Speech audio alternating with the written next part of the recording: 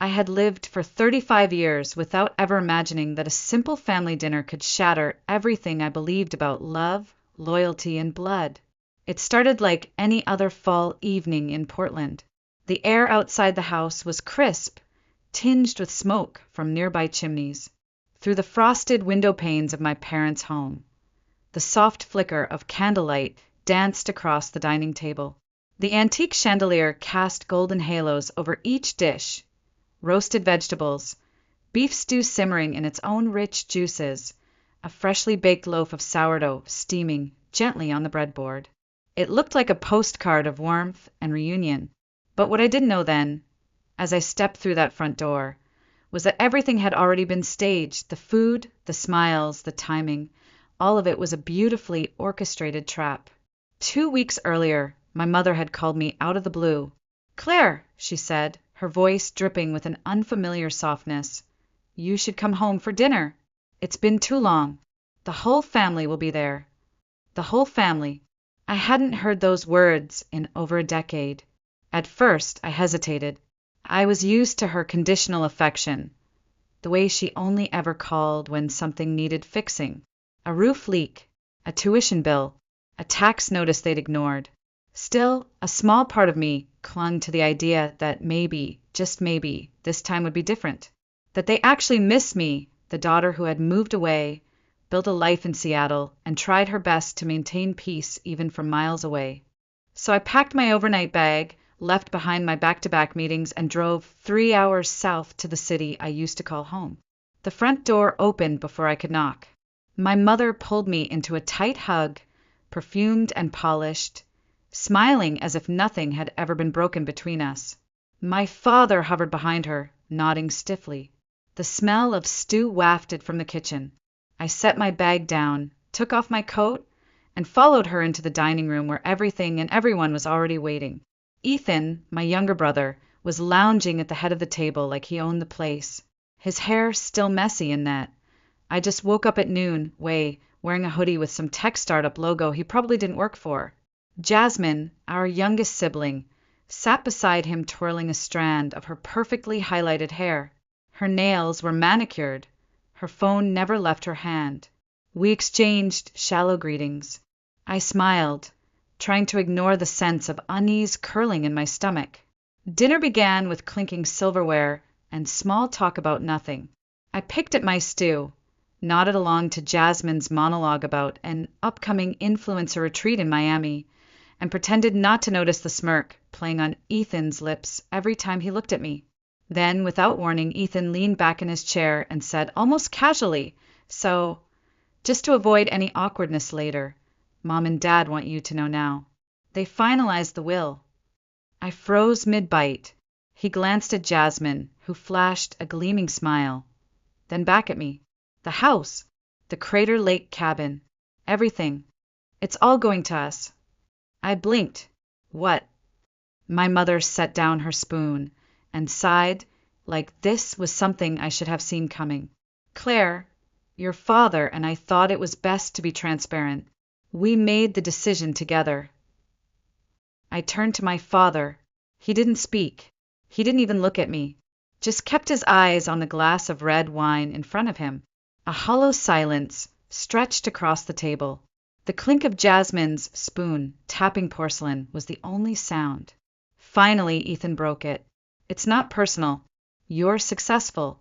You've got your own company, a house, investments. Jasmine and we need the support." A slow, sinking feeling crept over me. The room, once so warm, now felt like it had dropped 10 degrees. My stew turned to ash in my mouth. Jasmine gave a little shrug. "You'll be fine, Claire. You always are." I set my fork down. The dinner wasn't a reunion. It was a declaration, and I had walked straight into it. I stared at the three of them, each face more unreadable than the next. My mother looked down into her bowl as if the conversation had already moved past me. My father swirled his wine. Jasmine scrolled her phone like nothing important had just been said. And Ethan looked satisfied, as if this was a win he had been planning for months. I forced my voice to remain steady. So let me get this straight. Everything's going to you too, and I get, what? A pat on the back. Ethan chuckled under his breath. Don't be dramatic. No one said you get nothing. You get to keep what's yours. What's mine? I repeated, the heat rising to my face. Do you even know how many things you consider yours were actually mine? He shrugged, feigning innocence. You mean the time you paid the water bill? Come on. I leaned forward, my voice clipped and razor sharp. Try the 6 years of mortgage payments I covered when Dad's pension ran dry. The $40,000 I spent to renovate the Crater Lake cabin when the roof caved in. Or Jasmine's entire European design school phase, which, last I checked, ended in Ibiza with 0 degrees and maxed out credit cards. Jasmine finally looked up, rolling her eyes. Ugh, are you seriously keeping receipts, Claire? That's just sad. No, I said quietly. What's sad is how quickly you all forgot who was holding this family together. My mother lifted her head. Claire, that's not fair. You've always been obsessed with money. This family never asked you for anything. You offered. My jaw clenched, because you manipulated me into thinking I had to. Every time something went wrong, every time a bill arrived you couldn't pay, you called me. You didn't ask. You expected. Dad finally spoke, his voice low. You're successful, Claire. We thought you'd understand. That I'd understand being erased from your legacy? Jasmine sighed and sipped her wine. You have a company, a life. You'll be fine. Why do you even care about some house or an old cabin? I turned to her, stunned. Because that house was the only thing tying me back to this family. Because I paid for the roof that kept you warm. Because I thought I was investing in something real, in us. And now I find out you've all been planning this behind my back. My mother stiffened. Claire, you're overreacting. This is not some conspiracy. It's a practical decision. Practical, I repeated slowly. So cutting me out is just good strategy? It's not like that, my father murmured, but even he didn't sound convinced. I sat back, letting the silence settle. My chest was tight, my heart thudding against my ribs like a warning. I scanned their faces, not a single flicker of guilt, not a single ounce of gratitude. They didn't see me as family. They saw me as a resource that had run its course. You know what's really practical? I said, finally, my voice ice, realizing when you've been used and deciding to stop it. Ethan scoffed. Oh, here we go. Claire the martyr. You want a trophy for paying a few bills. I didn't respond. I didn't need to. The truth had already spoken for me. That night, something broke in me, not a scream, not a sob, but something quieter, deeper. It was the shattering of an illusion I'd carried for far too long. That if I gave enough, loved enough, sacrificed enough, they'd eventually see me.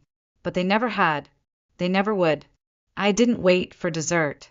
The moment I stood, the chair scraped sharply against the hardwood floor, a sound so jarring it made even Jasmine glance up from her phone.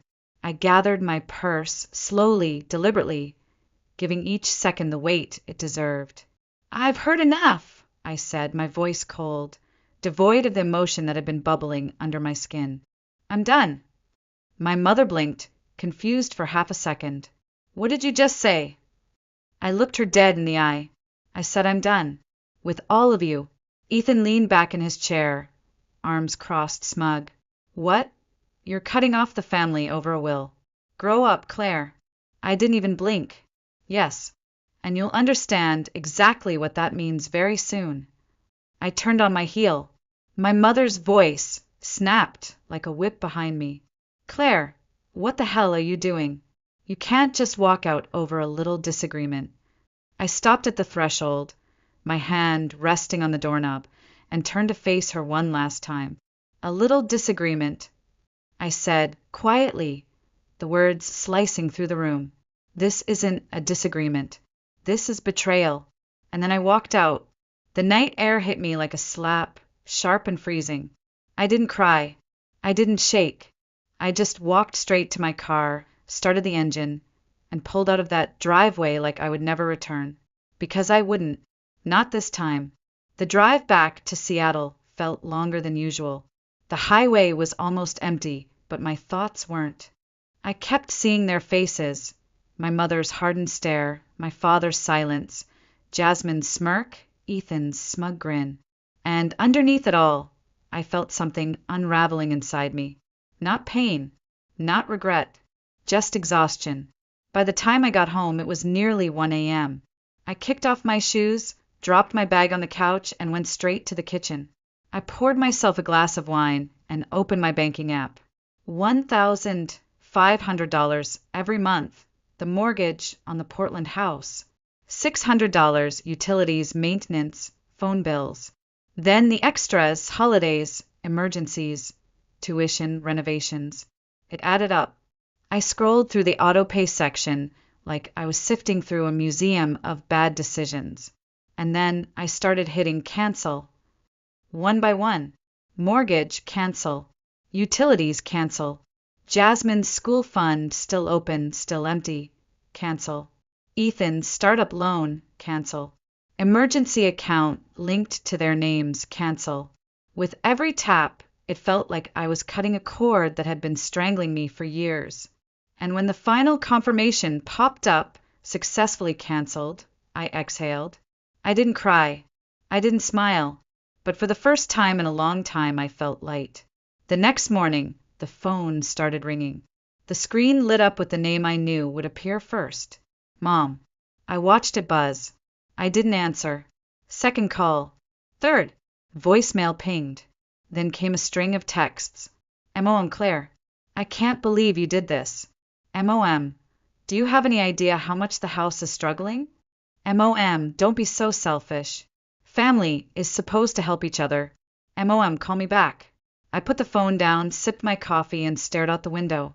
I figured she'd figured it out by now. That the money had stopped flowing. That the free ride was over. An hour later, another name appeared. Dad. I stared at the screen. For a second, something old in me stirred. That part of me who used to answer his calls no matter where I was, who still clung to some idealized version of a protective father. But I let it go to voicemail. Later I played it. Dad. Claire. Sweetheart, you need to reconsider. Your mother's very upset. You can't just cut ties over a small misunderstanding. We're family. I laughed, short, sharp, bitter. Family? If I had really been family, why did I have to earn every ounce of their affection with my bank account? In the afternoon, Jasmine called. I declined. Seconds later, a barrage of texts lit up my screen. Jasmine. Absolutely pathetic, Claire. Jasmine. You're such a petty and selfish person. Jasmine. If you didn't want to help, you should have said so instead of pretending to be the good one. Jasmine. You've destroyed this family. Congratulations. I didn't reply, but I did laugh.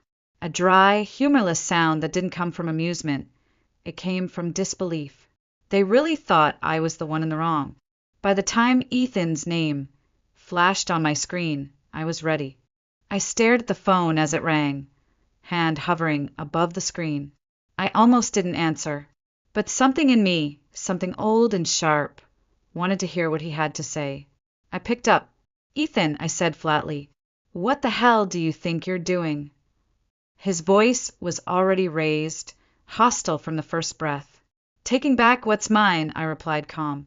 You cut off support for Mom and Dad just because they didn't leave you anything? You're disgusting, Claire. Greedy. A leech. My fingers tightened around the phone. This isn't about inheritance, Ethan. This is about respect. Something none of you have ever shown me. He scoffed. Respect? You've always been the same. Controlling. Judgmental. Acting like you're better than everyone else. I am better, I said quietly, because I don't manipulate people for money. I don't pretend to be family while bleeding someone dry. You're a venomous snake, he snapped. You think you can walk away from this family without consequences? Just wait. He hung up. My heart thudded once in my chest hard. Not from fear. From clarity. I knew Ethan. I knew how he worked. He didn't bluff, and he didn't let things go quietly. So when I came home the next evening and saw my apartment door sealed shut with a hardened wall of gray-white foam, I wasn't surprised. I didn't panic. I didn't even curse. I just stood there, staring at the dried expansion foam that filled every crevice of the frame, hard as stone, like someone had tried to erase the entrance to my life. I pulled out my phone, opened the security camera app, and rewound the footage. There he was, gray hoodie, black jeans, baseball cap pulled low. But I knew that lazy gait, that posture, that smug little grin as he shook the can and sprayed foam into every crack of my doorframe, sealing it like a tomb. Ethan. Every movement he made was a taunt. Every second he stood there was a message. You're alone. You need us. Crawl back. But he didn't understand. I wasn't that woman anymore. I calmly saved the video, took 3 clear screenshots, and called the police. 30 minutes later, a young officer stood in front of my ruined door, notebook in hand, expression somewhere between disbelief and concern. Do you want to file a formal complaint? He asked. I gave him a tight smile. Officer, I didn't call you here for a friendly chat. He nodded. Name? Ethan Bennett. Your brother? Not anymore. I gave him the footage, the timeline, and a printout of past texts Ethan had sent me, threatening, aggressive. The officer scribbled everything down, asked a few more questions, then handed me a case number. Before he left, he looked me in the eye and said, You did the right thing. For the first time in days, I believed that. The next morning, my phone rang again. Dad. I answered, already knowing how the conversation would go. Claire, he began, tone gentle, almost pleading. Does this really have to go this far? I didn't say anything. I know Ethan acted out, he continued, but he didn't mean to harm you. He was just upset. Upset? I snapped. He sealed my door shut with industrial foam. What if I had an important meeting? What if I had a child or a pet inside? What if there had been an emergency? Silence. Claire, please. Don't make this into a legal mess. We're family. I let out a short laugh. You still don't get it, do you? He made this a legal mess. He thought he could intimidate me. He picked the wrong target. There was another pause. Then, reluctantly, what do you want to drop the charges? I didn't hesitate. $33,000. His breath caught. What? That covers the cost of the door, legal fees if this drags out, and emotional damages. I'd say that's generous. That's extortion. I smiled into the receiver. No, Dad. That's consequences. He doesn't have that kind of money. Then you and Mom can help him out. You've been covering for him his whole life. One more time won't kill you. He went quiet for a long moment. Then he said, low and tight, You're tearing this family apart. No, I said softly. This family tore itself apart a long time ago. I'm just done pretending to fix it. 3 days later, I woke up to a $33,000 deposit from my parents' joint account. No messages, no apologies, no explanations, just silence. And for once, that silence felt like victory. I had assumed that after wiring me the $33,000, they would finally leave me alone, that the silence meant surrender. I should have known better. Losing money was one thing. Losing control, that was something they couldn't tolerate. And when they realized they could no longer manipulate me with guilt or threats, they turned to something uglier, image. It started with the calls and messages from distant relatives I barely remembered. Aunt Diane, who hadn't invited me to her son's wedding. Uncle Martin, who once borrowed money and never paid it back. Cousins whose birthdays I didn't even know. They reached out one after another, each one parroting the same script, like rehearsed actors in a bad play. Aunt Diane, Claire, I'm really disappointed in you. Your parents sacrificed everything for you. Uncle Martin, don't let money poison your heart. Family is more important. Cousin Tara, I heard your parents are about to lose their home. How could you do this to them? Each message made my jaw clench tighter. I knew exactly where this was coming from.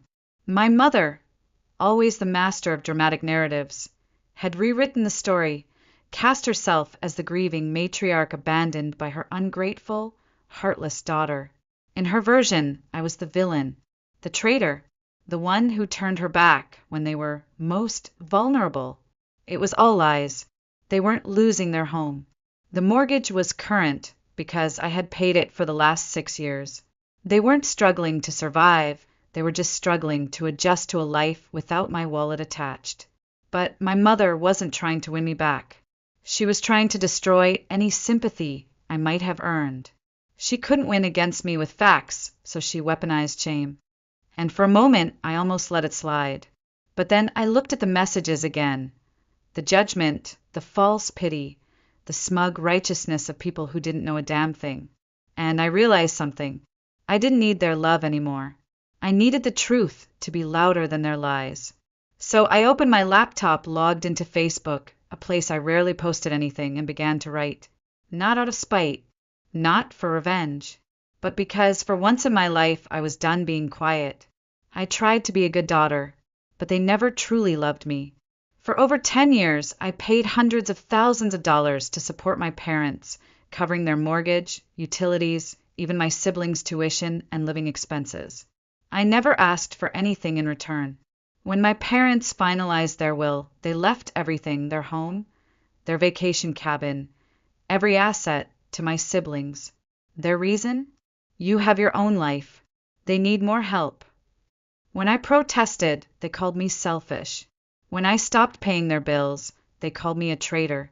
Now, they're spreading lies that I abandoned them, that they're on the verge of losing their home. None of it is true. I'm not sharing this for sympathy.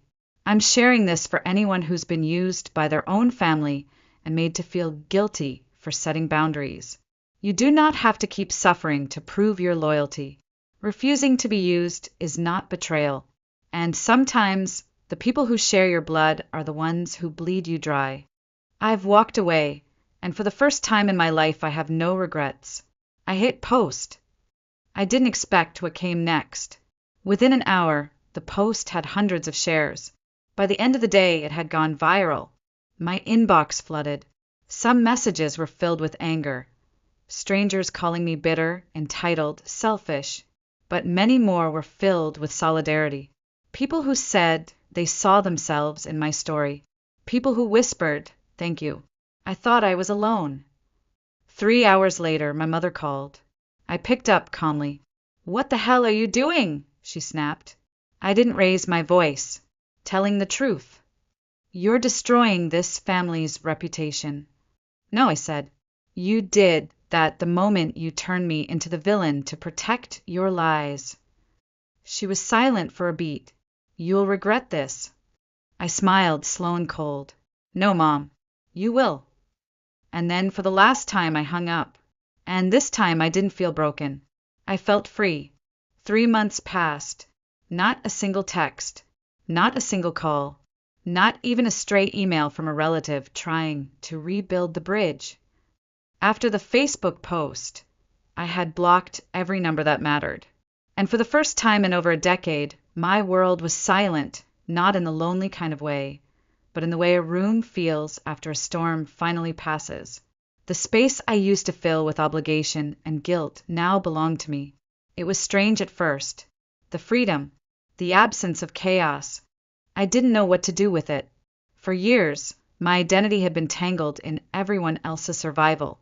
If someone needed bailing out, I was there. If something broke, I fixed it. If they shouted, I softened. I didn't realize how much of myself I had abandoned in the process. Now, there was no one to manage but me. I signed up for a photography class I'd been eyeing for years, but never dared to commit to. I booked a solo trip to Paris, spent my mornings sipping espresso by the Seine, my afternoons wandering through old bookstores, my nights walking cobblestone streets, lit by soft gold street lamps. I spoke to strangers, took blurry, perfect photos, laughed for no reason. 6 months later, I stood at the edge of Machu Picchu, the wind tearing through the ancient ruins around me. My lungs burned from the altitude, but I'd never breathed so clearly. I was halfway around the world, and not a single part of me felt tethered to the past. I was no longer someone's savior, no longer someone's crutch. I was just me. I didn't seek out news of my family, but whispers have a way of finding you. Linda Bennett, my mother, had taken a job as a waitress in a small diner on the outskirts of Portland. A former coworker of hers ran into her one day and said she barely recognized the woman who used to wear diamonds and speak in commands. She looked tired, smaller, not physically but in presence. Robert, my father, was working part-time at a construction supply warehouse. No more Friday golf outings. No more long silences while sipping Merlot. Now he stood behind a counter, scanning items and pretending not to notice when customers recognized him. Ethan had bounced through 3 startups in 6 months. No investors, no funding. The same friends who used to enable him now kept their distance. He still wore the hoodie, but the swagger was gone. Jasmine tried to keep up her influencer persona, but without anyone footing the bill, her feed dried up. No more tropical vacations, no more boutique hauls, just filtered selfies in old clothes, reposted like they were new. They weren't just struggling, they were unraveling, and I didn't feel guilty. I had given them every chance. I had carried them for years. I had offered love, loyalty, sacrifice. They chose greed, entitlement, and betrayal. Their collapse wasn't karma. It wasn't revenge. It was the simple math of cause and effect. And me? I kept moving forward. A year after that dinner, the one that cracked everything open, I met Alex. I wasn't looking for love. Honestly, I didn't think I had space for it anymore. But he appeared quietly, like spring sunlight slipping through the blinds. No demands, no expectations, just patience. We met during a hiking trip with mutual friends. He carried the extra water bottle without asking, listened more than he talked. When I told him parts of my story, he didn't flinch. He didn't offer pity, just said, "You deserve better. I'm glad you got out." He didn't want anything from me but me. And for the first time, that was enough. One evening, I stood on the balcony of my Seattle apartment, a glass of wine in hand, city lights flickering below. The air was cool, crisp, the kind that reminded you you're alive. They had cut me out of the will, thinking it would break me. They thought they were punishing me, but they didn't realize it was the greatest gift they could have ever given me. Claire Bennett's story isn't just about being cut out of a will. It's about the moment someone wakes up and realizes they've been building a life around people who never planned to do the same for them. It's about the quiet strength it takes to walk away, not in anger, not in drama, but with clarity. The kind of clarity that comes after years of being manipulated, used, and guilt-tripped into believing that love must always be earned. For a long time, Claire believed that giving would eventually lead to belonging, that if she sacrificed enough, her family would see her value. But some people don't see love, they only see utility. And when that utility runs dry, so does their affection. Walking away wasn't easy. It never is. But sometimes, walking away isn't about turning your back on your family.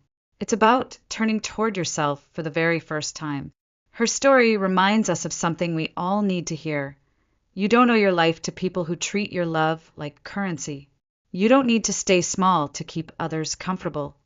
And you don't have to stay in the role they wrote for you just because you've been playing it for years. Claire was never greedy. She was generous. She was never cold. She was conditioned to survive. And in the end, she didn't need revenge in the way they expected. She didn't need to scream or fight or prove anything. She just needed to leave. And that was enough. What about you? Have you ever felt like Claire? Like the one who gave everything and was still told it wasn't enough? Have you ever walked away and found freedom on the other side?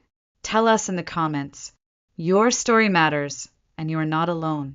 And don't forget to follow this channel for more real, raw, and unforgettable revenge stories from people just like you.